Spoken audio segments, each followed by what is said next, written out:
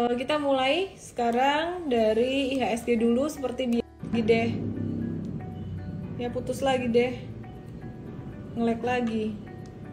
Mati karena tetheringnya. Ya udahlah, kita sebisanya aja nih, internet kayaknya memang harus dibenerin, nggak tahu di Solo nih. Halo, selamat malam dari Kupang NTT. Ada dari mana lagi teman-teman? Aku mulai aja ya, sambil nanti kalau macet kita benerin wifi lagi. Parah sih, sebentar. Sabar.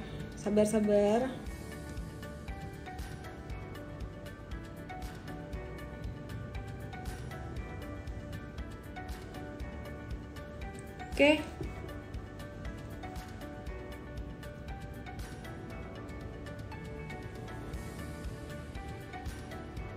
Ya, Solonya di mana? Ada seminar di Solo? Enggak, aku stay di Solo.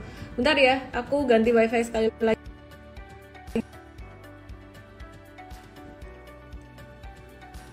Ya, udah lancar.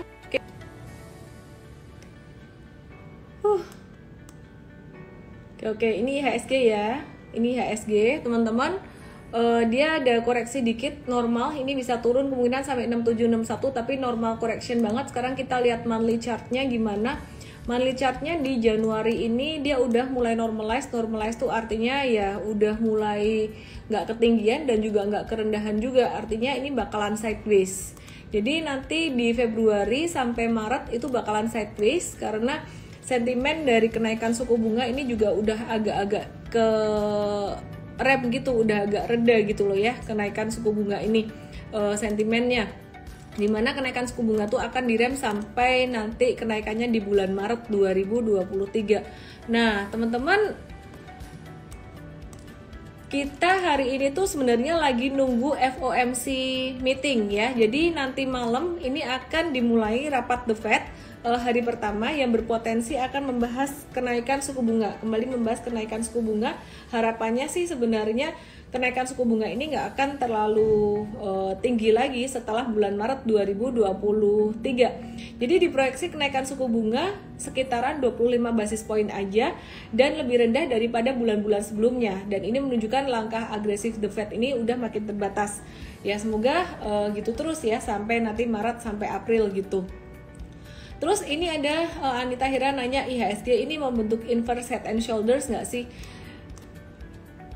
Ada kemungkinan dia membentuk inverse head and shoulders kalau dia turun sampai 6761 atau turun di sini aja nggak apa-apa. Tapi dia naik menguji kembali resisten 6928 itu dia membentuk inverse head and shoulders gitu. Sektor konstruksi belum dibahas ya, nanti boleh kita bahas sekalian untuk sektor konstruksinya. Nah terus kemudian kita akan lihat juga untuk kenaikan suku bunga ini diperkirakan akan terjadi 2 kali di kuartal 1 2023. Ini peaknya sekitar angka 5% dan market juga memproyeksikan bahwa suku bunga akan turun di semester 2 2023 akibat tekanan perlambatan ekonomi global gitu. Jadi untuk waktu Indonesia kita dapat hasil keputusan The Fed itu pada 2 Februari waktu dini hari, jadi masih sehari lagi besok gitu. Terus kita juga lagi nunggu data manufaktur Amerika 2023 yang angkanya data manufaktur Indonesia ya. Manufaktur Indonesia yang diprediksi di atas angka 50. Masih oke, tapi mepet banget ambang batas 50 gitu. Inflasi Januari ini diperkirakan juga akan melandai di angka 5,4%, sebelumnya di 5,5%, dan inflasi intinya juga akan turun ke angka 3,3, sebelumnya di 3,36, dan angka inflasi Indonesia ini tergolong cukup bagus teman-teman ya, jadi tergolong oke gitu.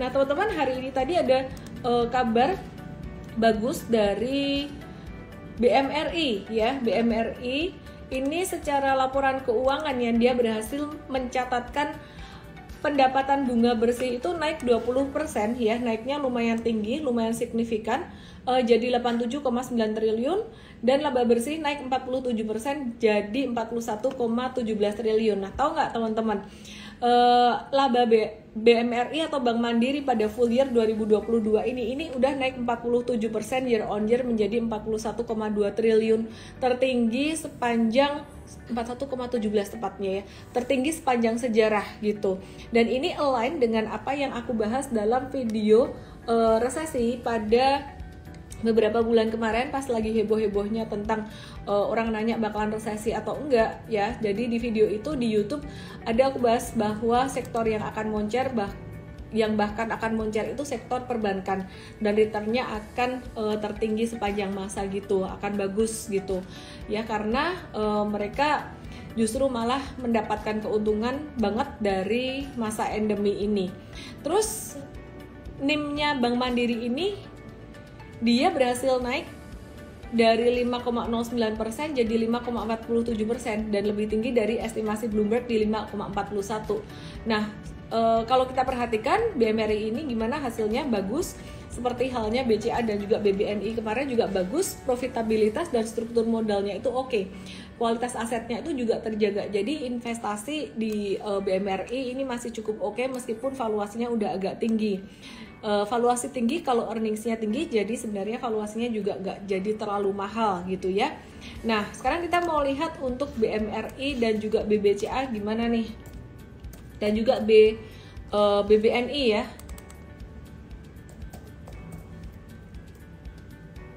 Oke, kita lihat BMRI.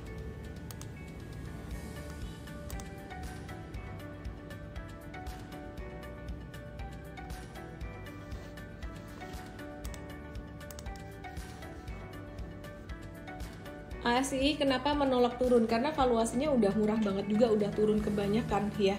Big Banks pada melorot ya, enggak lah, normal-normal aja, koreksi normal, masa saham disuruh naik terus, turun dikit-dikit, turun normal itu wajar sekali karena memang kenaikannya udah sangat tinggi. Jadi Big Banks ini dia bertahan sideways aja, fundamentally bagus, untuk jangka panjang sekitaran 1 tahun ke depan tuh juga masih ada upside. Oke, sekarang kita mau lihat BMRI. Meskipun di chart aku ini muter-muter internetnya, yang penting koneksi di IG Live-nya lancar ya. Kita lihat BMRI-nya gimana. Meskipun laporan keuangannya bagus, BMRI-nya ini stagnan. Kenapa? Karena udah naik lumayan dari 11 Januari kemarin, ini naiknya sudah sekitaran 12%. Jadi 10-12% untuk BMRI ini. Jadi teman-teman, anyway, ya jadi buat BMRI ini kita wait and see dulu aja. Kalau mau masuk buat trading, wait and see dulu aja. Demikian pula untuk BBCA. Jadi ini kenapa udah naik duluan, karena memang emiten-emiten ini bagus. Hari ini turun dikit nih sangat normal sekali. Investor besar juga udah mengantisipasi result dari laporan keuangan yang oke. BBNI laporan keuangan bagus kok, malah turun normal aja, koreksi normal aja ini ya. Jadi ini baik-baik saja. Yang belum dibahas ada Bank Rakyat Indonesia atau BBRI di sini.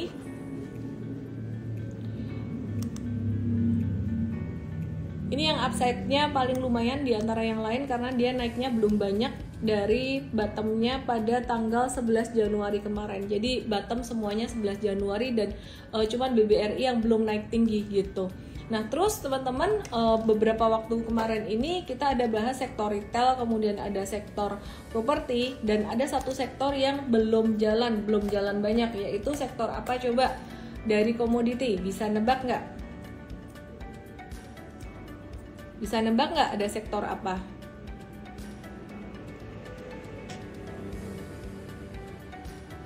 CPO.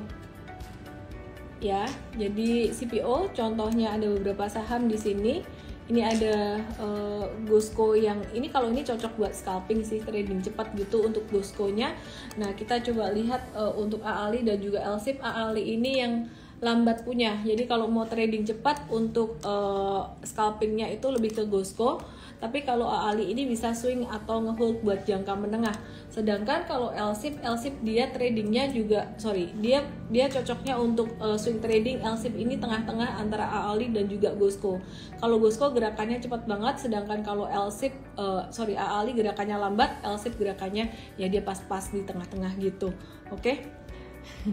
Bener banget nih, pinter-pinter pada pinter-pinter semua ya CPO yang ini belum jalan. Nah, teman-teman, di sini kita mau lihat untuk beberapa saham dari sektor CPO, resultnya yang paling bagus itu siapa sih sebenarnya? Kalau kita perhatikan di kuartal 3 2022, itu result untuk sektor CPO sebenarnya kurang bagus. Tapi kita akan lihat untuk CPO di kuartal 4 2022 nanti, karena harga CPO itu udah turun banyak banget di tahun 2022. Jadi AALI di 2022 itu kinerja laba bersihnya pada September kemarin ya, itu laba bersihnya secara tahunan turun 17%. Dan kalau secara bulanan naik 24% ya. Secara kuartalan naik 24%. Nah, sedangkan kalau LSIP ini secara tahunan dia naik 1,6% ya. Jadi nggak terlalu signifikan. Yang menarik, yang sebenarnya naik lumayan signifikan itu pendapatannya naik 52%, itu ada TAPG. Sedangkan laba bersih TAPG ini dia naik 239%. Nah, kenapa TAPG ini pertumbuhannya positif? Karena kenaikan volume penjualannya lumayan signifikan dan juga palm kernelnya juga lumayan signifikan. Kemudian untuk tandan buah segarnya dia juga naik 19% gitu. Nah, kita lihat ya satu-satu ya. Tadi kita udah lihat LSIP, kemudian AALI dan juga GOSCO. GOSCO tadi sekilas kita lihat teknikalnya itu cocok buat scalping gitu, trading cepat. Ini TAPG belum kemana-mana, cuman sayang TAPG ini dari chart candlenya lumayan volatile dan agak kurang liquid ya, tapi tetap pantas dipantau karena dia resultnya di kuartal 3 bagus, sehingga ada kemungkinan untuk kuartal 4 juga cukup oke gitu. Nah, kita mau lihat untuk SMDR, ini banyak banget yang nanyain, aku agak-agak random dikit ke SMDR ya teman-teman ya. Aku sambil nanti jawabin tanya saham ya, sambil nunggu aku ngejawab-jawabin ini teman-teman. Aku mau nanya nih teman-teman, ini lagi di mana sih? Kebanyakan dari domisili di mana? Terus sekarang ini lagi ngapain? Jam-jam segini lagi ngapain? Jadi nonton IG Live di mobil kah? Atau sambil makan kah? Atau apa? Teman-teman coba dijawab gitu. Aku sambil cek Q&A.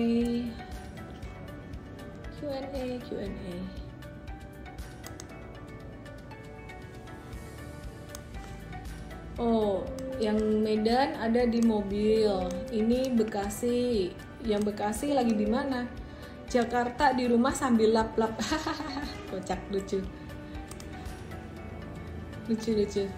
Di rumah lagi cuti. Jakarta, Bali. Yang di Jakarta kalian lagi di jalan atau lagi apa sih, lagi di rumah? Karena kemarin aku kalau ke Jakarta tuh ngelihat ritme teman-temanku, mereka meeting sampai jam 9 malam gitu. Yang Sukabumi rebahan di rumah. Oke. Yang di daerah sambil baringan ya, sambil nyantai sekarang ya. Kalau yang di Jakarta nih, kayaknya kalian masih sibuk deh. Aku nggak tahu teman-teman di Jakarta gimana. Selesai makan ya Surabaya.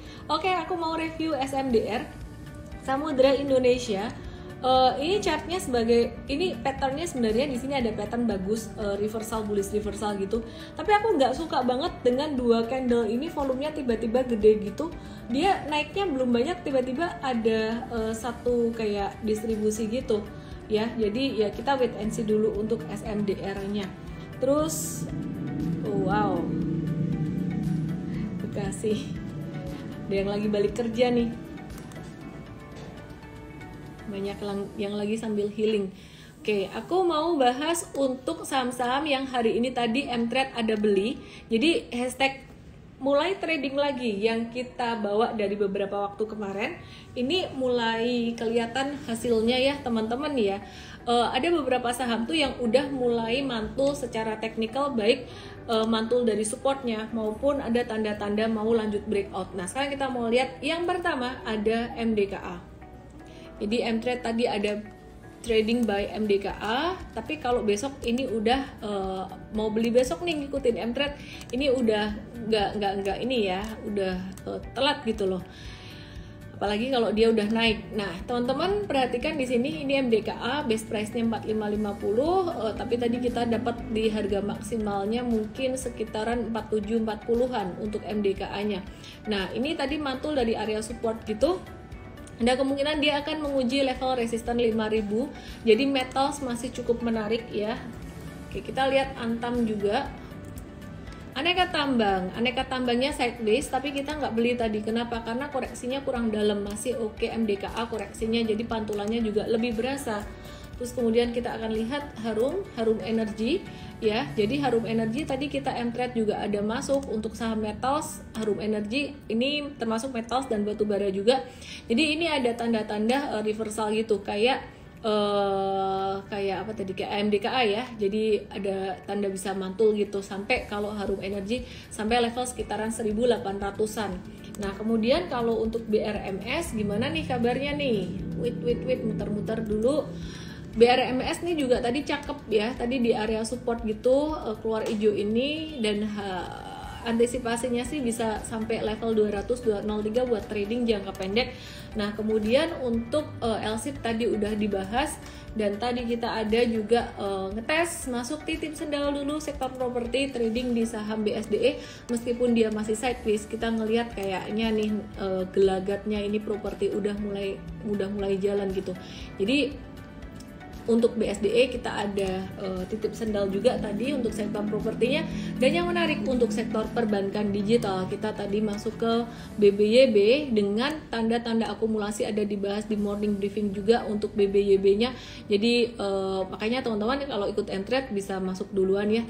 Jadi ini pas di area support gitu untuk BBYB-nya, best price 710, tadi kita dapat di 740-an. Nggak harus di best price dapatnya, dan ada potensi BBYB bisa sampai 820-an bahkan.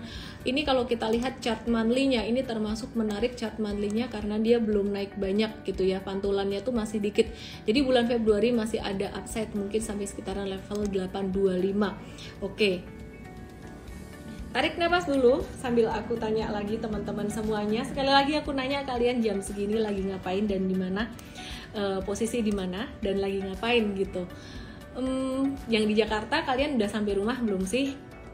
Aku sambil lanjut jawab-jawab pertanyaan yang aku dapat dari seminar bareng Pak Yahya Setiatmaja kemarin ya. Jadi gimana pendapatnya mengenai pendapat saya dan Pak Yahya, ini pertanyaan peserta, mengenai generasi zaman now yang memilih investasi pada branded stuff. Tapi menarik, seperti tas branded, designer bag, kemudian desainer apalagi ya, desainer fashion, desain sepatu segala macam, terus kemudian jam mahal, jam mewah, Patek Philippe atau mungkin Rolex mah level yang luxury-nya paling biasa ya gitu. Daripada saham atau properti, sah-sah aja sih kalau ngerti cara mainnya, nggak apa-apa gitu. Jadi aku memang mantau juga untuk harga tas itu, ternyata Chanel bag klasik ya. Jadi aku ada satu itu yang Chanel bag yang hitam, dia tuh ternyata harganya tuh nggak turun guys, jadi malah naik terus gitu. Jadi tahun ke tahun tuh naik terus. Terus kemudian kalau Hermes aku sih belum tega ya, nggak tega belinya tuh tas harga segitu. Tapi ternyata aku digoblok-goblokin sama temenku beneran. Bertahun-tahun kemarin tuh kayak pengen tapi nggak berani, nggak tega karena mindset juga. Tapi dia yang player di situ, dia tuh bilang ini tuh investasi, dan beneran sekarang tuh harganya naik berlipat-lipat. Kalau kamu ngerti caranya silahkan, tapi tidak semuanya naik, hanya item-item tertentu aja. Intinya semua tuh investasi mesti tahu ilmunya gitu. Oke, terus kemudian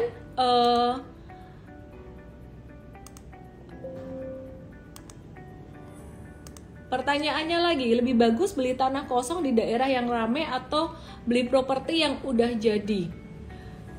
Beli yang bedanya apa? Di daerah ramai dan properti yang udah jadi, dua-duanya sama. Intinya yang lokasinya bagus lah ya. Oke, bisa dijual nggak? Bisa banget dong, bisa banget. Tadi yang nanya branded stuff ya. Oke, kemudian pandangan tentang kripto ke depan gimana? Kripto, kabar baiknya adalah, sebentar aku mau nanya dulu, siapa di antara kamu-kamu yang nyangkut di kripto? Absen sini, siapa yang nyangkut di kripto?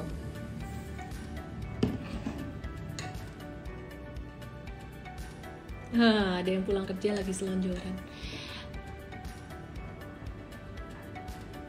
Oke, absen sini yang nyangkut di kripto, tulis nyangkut di kripto. Banyak nggak? Perasaanmu gimana? Oke, aku mau kasih kabar gembira bahwa nanti kalau The Fed dia udah nggak naikin suku bunga, kripto juga bakalan naik. Jadi trennya sama kayak saham. Waktu itu dia naik 2017, kriptonya naik kenceng, cuy. Terus 2018 saham turun, kriptonya ikut turun. Bedanya adalah kalau saham turunnya 25% IHSG-nya, dia akan turunnya bisa sampai 50%, 60% lebih. Kalau saham naiknya mungkin sekitaran kebalikannya 20%, dia kripto tuh bisa naik sampai 100%. Ya, jadi jauh lebih besar fluktuasinya. Makanya aku bilang ini bukan buat pemula. Ada yang nanya, kripto saatnya serok. Antara serok kripto atau serok saham. Iya, terserah kamu mentalnya gimana. Tapi kalau aku sih ya yang pasti-pasti aja. Kenapa? Karena kalau saham itu secara fundamental kamu gampang mantaunya. Aku personally kalau kripto itu aku cuman pakai technical doang. Tok. Udah technical doang. Kalau fundamental kripto gimana? Fundamental kripto teman-teman gak bisa dipercaya ya semuanya. Gak bisa, cara ngebacanya tuh terlalu banyak faktor, dan kalau kalian punya koinnya itu bakalan bias. Saham sebenarnya sama juga, kalau punya satu saham atau satu koin tertentu itu bakalan bias ya kalau pakai fundamental yang tahun-tahun belum benar-benar pahami. Dan resikonya kalau koin-koin kecil tuh sebutnya koin micin ya, itu jauh lebih berisiko gitu. Kripto itu sentimen toh iya, tapi kalau sentimen kamu nggak bisa baca sentimennya. Contohnya kayak beberapa waktu yang lalu Elon Musk mau di interview naik, tapi pas di interview beneran tuh sell on news turun blek udah. Jadi lihat secara teknikal aja. Dan kalau aku ngelihat secara teknikal aja tuh kripto tuh aku ngelihatnya secara harian. Aku nggak mau ngelihat sampai terlalu lama. Even pakai rentang waktu yang terlalu kecil pun aku juga nggak mau gitu ya. Jadi buat lengkap-lengkap aja lah gitu. Oke.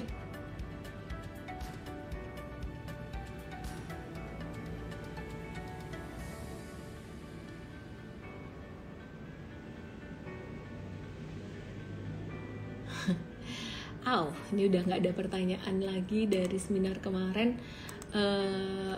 Investasi berapa porsi untuk yang liquid seperti yang liquid dan aset nggak liquid seperti rumah, ruko, dan lain-lain, tidak ada aturannya. Aku ulang pertanyaannya.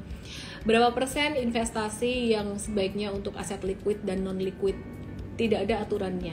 Tapi kalau kamu belum paham dan kamu masih banyak butuhnya, boleh dibanyakin yang liquidnya.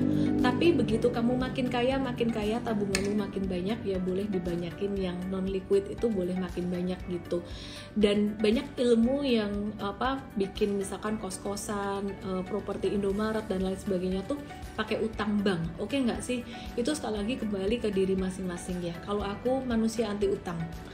Jadi aku lebih nyaman kerja keras dulu, terus kemudian membangun kerja aktif income dulu, baru kemudian membangun pasif income tuh dari hasil aktif income-nya, tapi aku nggak mau utang. Tapi sekali lagi ini nggak ada bener salah, ada orang yang ngejalanin juga pakai KPR, terus kemudian bunga banknya, bunga utangnya tuh dibayar pakai cicilan yang didapat dari misalkan kos-kosan. Jadi bunga banknya dibayar dengan income yang didapat dari passive income, misalkan kos-kosan atau Alfamart, Indomaret dan sebagainya.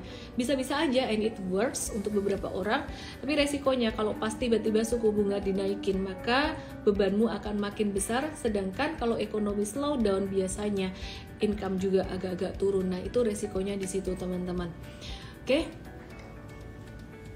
Jadi aku bukan nyalain orang yang utang untuk misalkan passive income atau gimana, KPR untuk passive income atau gimana, asalkan dengan perhitungan benar-benar tuh bisa juga. Oke, aku mau bahas sesuatu yang diminta teman-teman, ada SMGR dan juga INTP,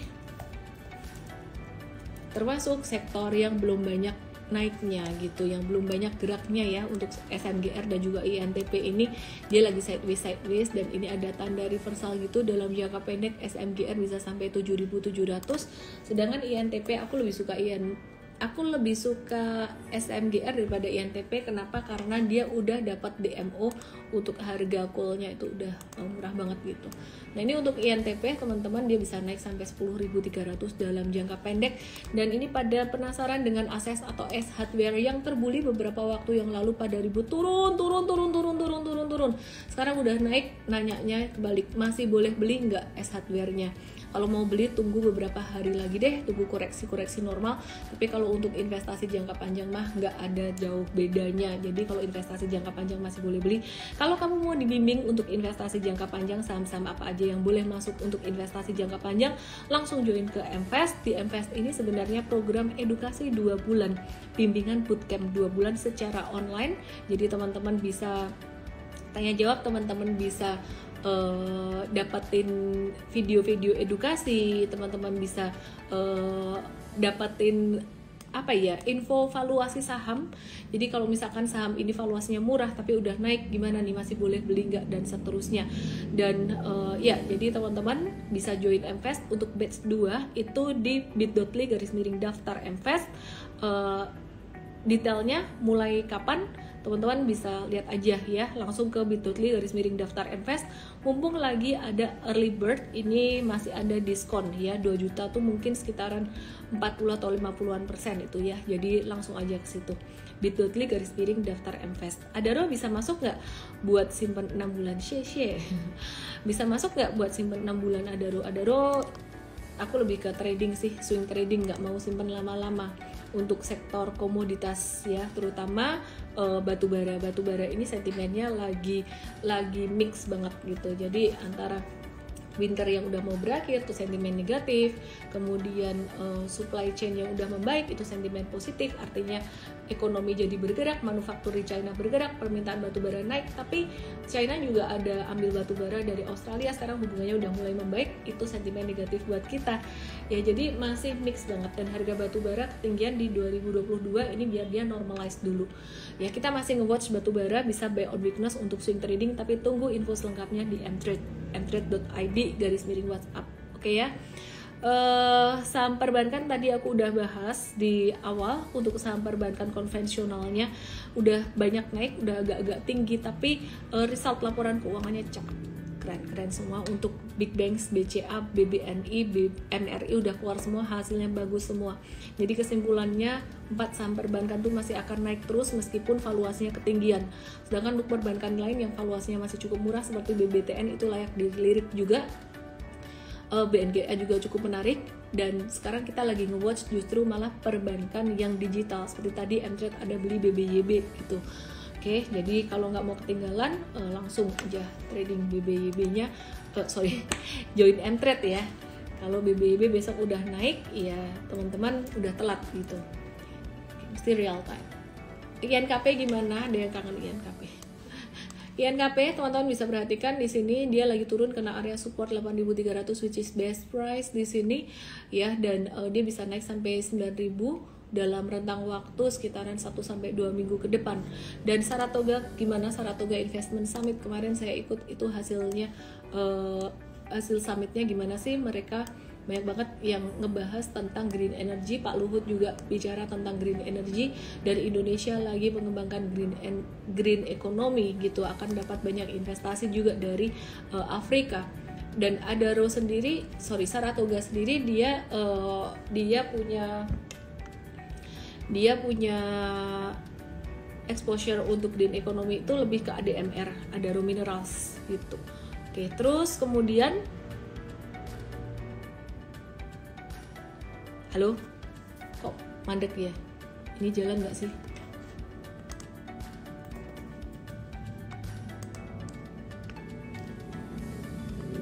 Arto. Yuk mari kita lihat Arto. Artonya lagi akumulasi, jadi yang telat masuk BBYB bisa nge-watch Arto, tapi patternnya masih cakepan BBYB sih. Ya kita masih nge-watch untuk Arto, jadi saham-saham bank digital udah turunnya kebanyakan gitu. Oke.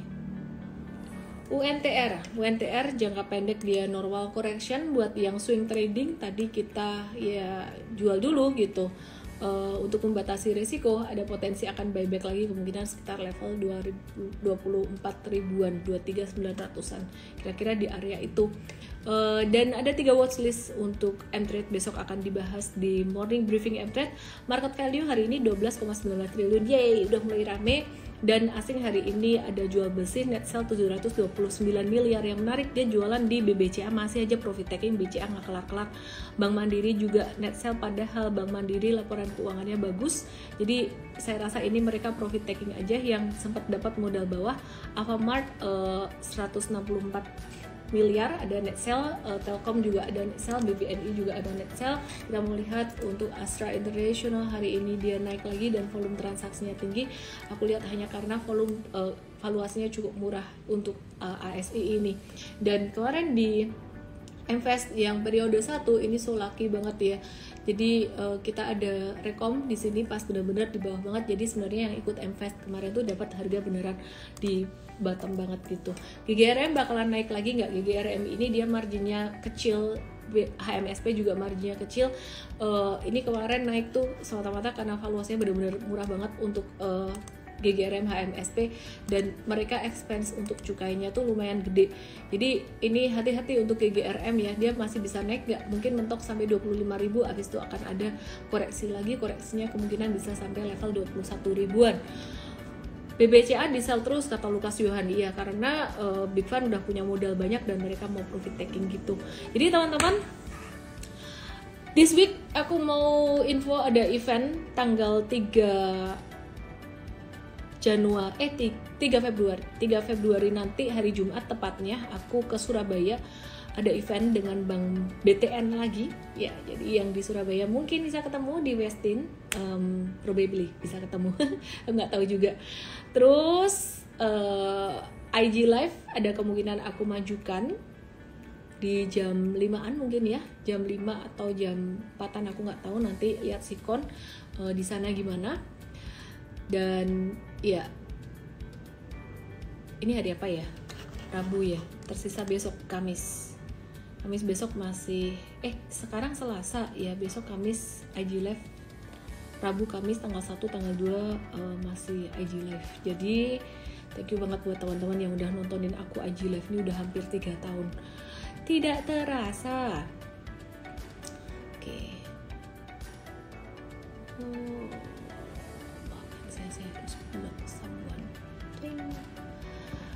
Ya udah Surabaya. Thank you semuanya buat yang udah nonton IG Live aku selama hampir 3 tahun ini. Aku sangat-sangat mengapresiasi dan tetap semangat. Marketnya udah bakalan mau recover nih. Ini udah tanda-tanda mau recover. Saham-saham yang di bawah tuh udah mulai naik-naik semua. Tunggu propertinya belum naik ya.